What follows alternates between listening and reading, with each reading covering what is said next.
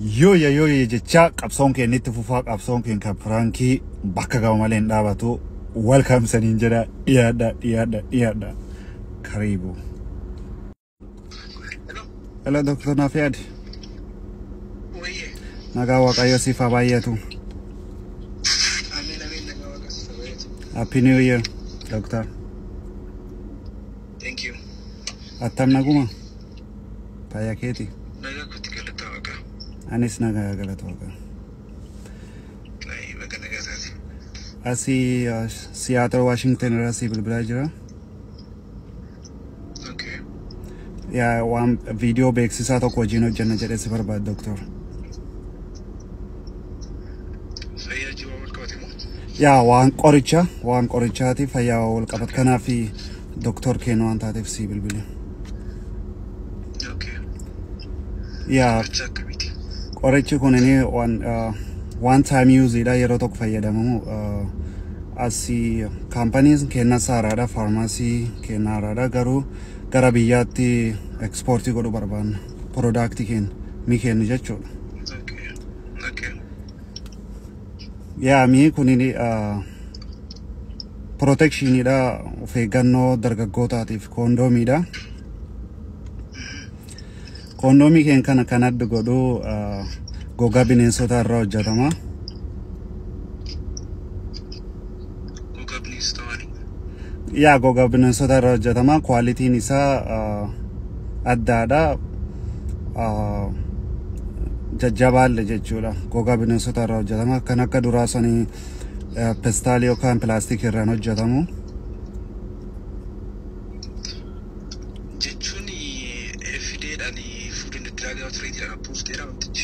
Yeah, it's already approved. It's approved and it's good to go. FDA and approved godhee jira. Yeroo jalqabaatii fi kondoomiin gogaa bineensota irraa hojjetamee maaliif jennaan dargaggeessi akka inni kondoomii fayyadamuuf akka inni kondoomii ta'uyyuu hin beeksisneedha yaadni keenya.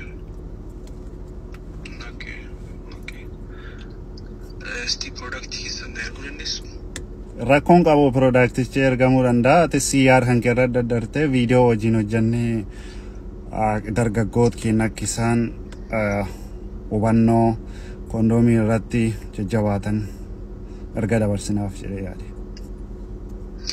Normally kondoomii fayyadamuun akka national guideline biyya keenyaattis ta'e akka ogeessa fayyaatti hin gorsifna. Maaliif kondomiin dargaggoota qofaaf osoo hin taane abbaa manaa fayyadamuudhaati yerootti kennamu qaba. Yeroo jennutti yaa maal seeta dooktarii yeroo baay'ee dargaggooti fayyadamuun barbaadanii kanarraa dhukkuba baay'ee dhukkuba hedduudhaan saaxilamu. Sanirraas kan ka'e maaliif gogaarraan hojjennee jenne faarmaasistiin kennaa yaada akkasii nuuf fide gogaarraa hojjennee jechuudha.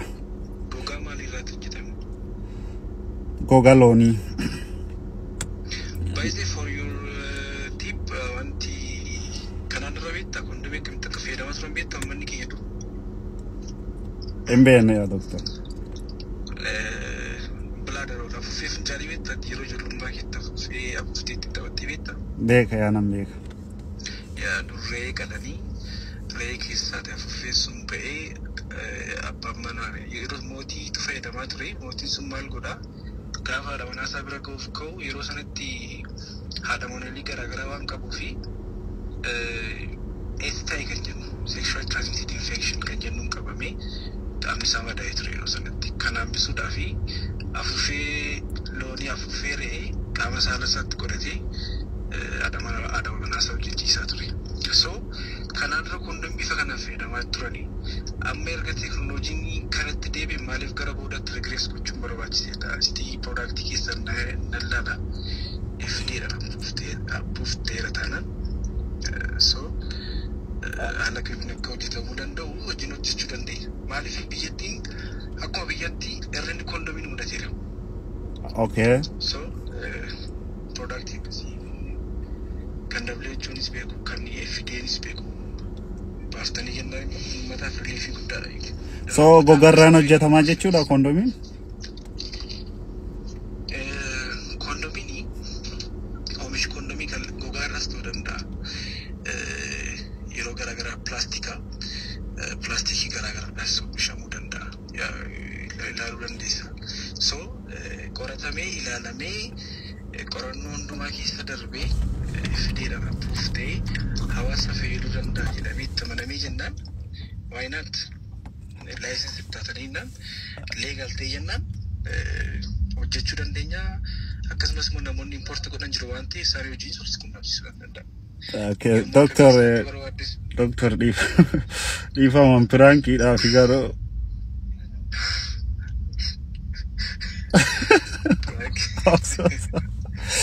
Okay, I'm sorry. Piranki kiwada tanatti fakkaatu dhugama waan hojjetama jechuudha akkas. Duuga akkas fayyadamaa turan gara boodatti deebisee yaaddeedha. Okay. Yeah, nargitutti hin beeku ani TikTok irratti prank hojjedha. Okay. Prank ijoollee waa'ee hojjeta kaa I don't know. Prank akkamii hojjetta? Normally artistoota irratti hojjedha. Okay. So Dr. Nuaf yaadii nuuf hiddu maleedhani nama hedduun kaamentii irra na barreessaa ture. Okay. Aha. Eenyu yeroo darbe I think highlight argentu natti fakkaata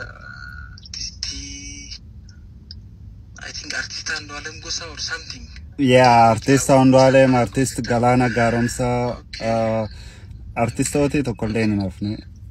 Okay. Sagalee keessatti badaa hin qabanne. Baguma hin qabatin bakki. Aris bari amma yoo nama bilbiluun sodaadha namni kun na beekan hin beekne waan jedha loqot kiyyalle jijjiiruu qaba beekta loqotii kiyya nam naannoo Boorana waan ta'eef ak danda'e tokko hin jijjiira. Yaa loqotii wal fakkaannaan namni si baruu danda'a. Yoo danda'ame loqotii jijjiiruu dandeessi yoo ta'e loqotii jijjiiruu yookiin immoo nama kan biraa hojjechiisuudha.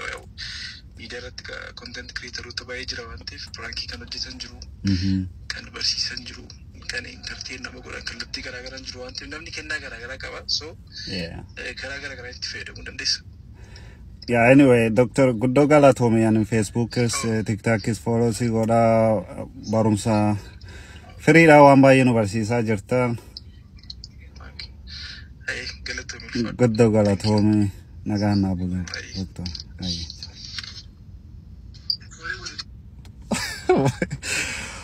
Okay, so I don't know. And akkasiin jedhedha yaadne ani yaadun maraata tokko qabadhee dhufa. So akkuma isaanettan akkuma Dr. Ersuni waan hedduu irraa hojjetama. Tapha keessa waan guddaa baradhee irra. Kamuufuu it's all about prank, nothing personal, okay?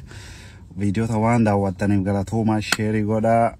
Hirdhinna kondomiitti biyya Itoophiyaa keessa jira jedhanii so actually waan kana irratti hojjechuu qabna dargaggoota taanaan haadha fanaaf abbaa manaa nam kamiyyuu barbaachisaa kondomiin of eeggachuufi hanqina jira jedhan daammees Itoophiyaan hojiitti jirti jechuudha. Hanqinni kondomii eegee garuu hanqinni maanti hin jirre Itoophiyaa hanqinni waan cufaa jira bara akka biyyattiitti. Hanqinni nageenya jira, hanqinni bishaanii jira, hanqinni nyaataa jira, hanqinni kondomiis jira, hanqinni hojiis jira, hanqinni barumsaas jira, hanqinni dimokiraasii jira, hanqinni biyyattiin sun hanqinni bagum rabbiin niqna godha biyyi sun hin hawaasa.